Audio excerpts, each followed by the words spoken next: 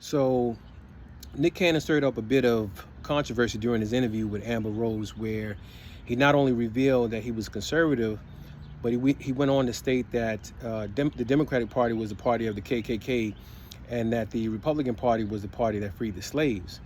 And this rubbed a number of black folks the wrong way, not necessarily because what Nick said was false, but because of the potential impact of such statements if left unchallenged. You see, there's a lot of folks that believe that high-profile black people, when they make these kind of statements, it has the potential to pull black voters away from the Democratic Party, or cause, black people to disengage politically altogether.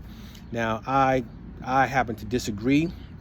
I don't agree with that. I think I believe that black people are not a monolith. I don't think that we are socially, politically, monolithic. And I think that within the black community, there does exist a diversity of opinion and thought. And I think that extends to politics. However, I will say that when it comes to political discourse within the black community, there does seem to only be one acceptable position, and that position is one where we are always in support of Democrats or Democratic policies, and we're always hostile to Republicans. And I don't necessarily think that position serves as well. The second thing is, and this is not all black people, but for a lot of black people, we tend to treat our political affiliation like a religious denomination, right? Where we have this need to be overly protective and save our political parties. And I just don't agree with that, especially consider that irrespective of the party, whether it was Republican or Democrats, I don't think either party has consistently protected our political interests. So I don't see the point in us being so protective of these political parties. I'm just a big believer that loyalty is reciprocated. I don't believe in one-way loyalty. Now, with respect to what Nick said regarding Republicans being the party that freed the slaves, well, I think that's an incontrovertible fact. I mean, the Republican Party is the party that gave us the Emancipation Proclamation. They gave us the 13th, 14th, and 15th Amendment. I think, Republicans led the early efforts on civil rights. However, Republicans are also guilty of the worst political betrayal in the history of American politics. Now, what am I talking about? I'm talking about the Compromise of 1877.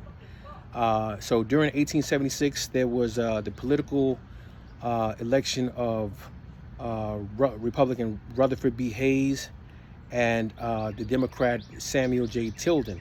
It was a close election.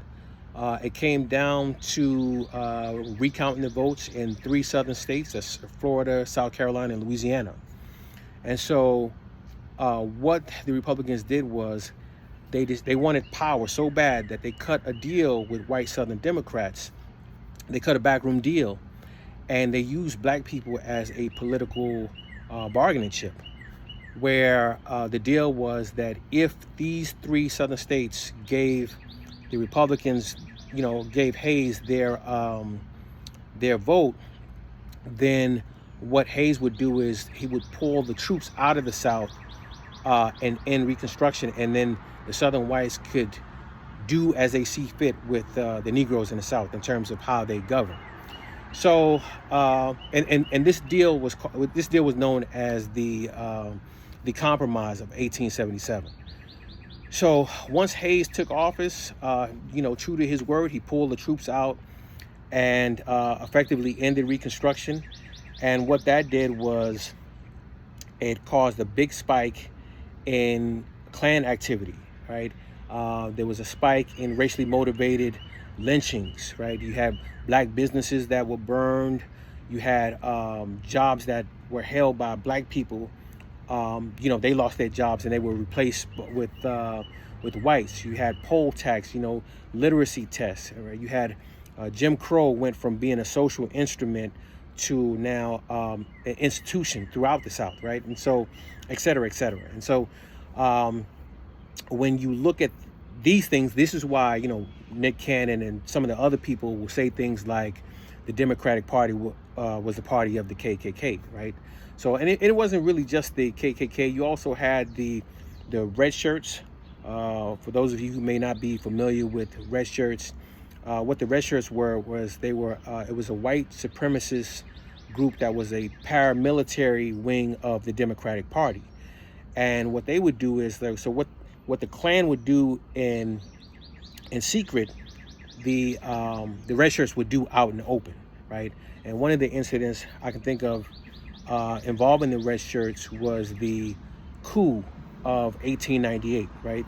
And so this was in Wilmington, North Carolina, where for the first time in American history, you had a coup that overthrew democratically elected officials, right? So you had black and white Republicans, which was like a coalition government down there, and you had the Democrats through the red shirts who overthrew them, basically shooting them and unaliving them, right? And there's like over 150 people were slaughtered.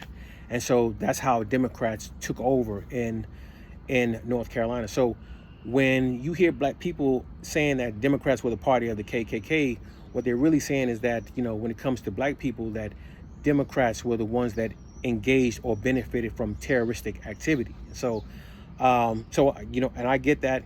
But me, however, I'm not going to absolve the Republicans in their role in that, because had the Republicans stood on principle instead of political expediency, we may never have had coup of 1898. We may have never had Jim Crow and the mass lynchings and so forth, right? So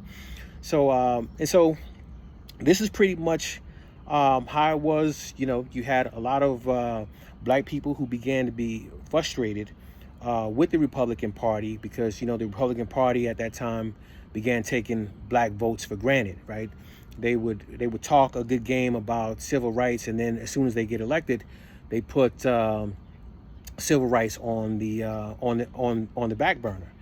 And so over time, what happened was you had a lot of black people who began to drift away from the Republican Party, because black people began to become disillusioned with the Republican Party.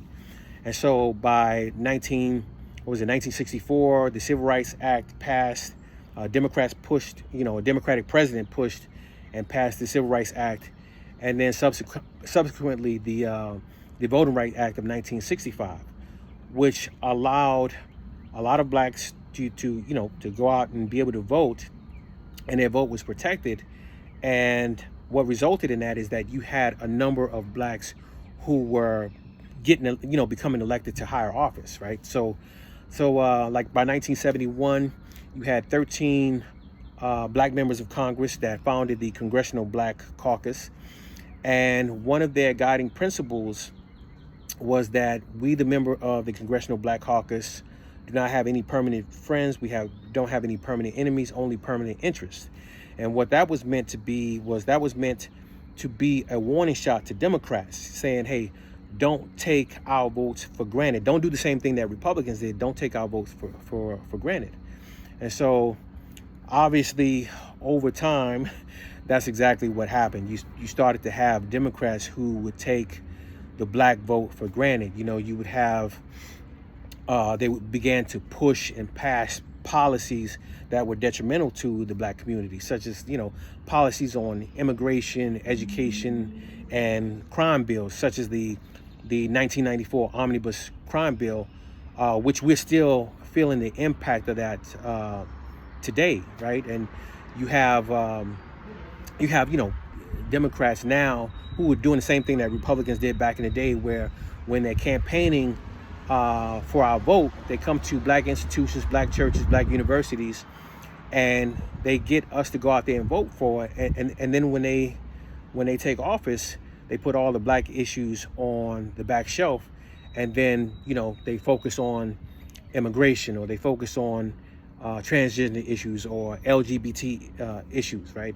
And so what you're hearing with Nick Cannon is a little bit of frustration. You can hear the disillusionment in his voice, and it's not just him. There's a number of black people who are disillusioned with the Democratic Party, because the Democratic Party is doing exactly what the Republican Party did once upon a time, when, as far as taking our votes for granted. So me personally, I don't have any problem with what Nick was saying. I think it's good for us to have these kind of discussions and debates.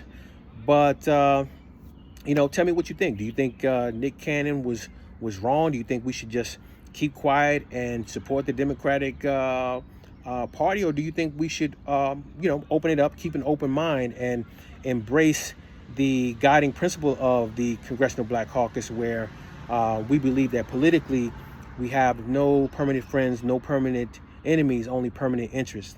And any politician who helps us achieve our political objective, irrespective of political party, then we'll throw our support behind, So I don't know. Y'all let me know. Leave a comment below. Peace.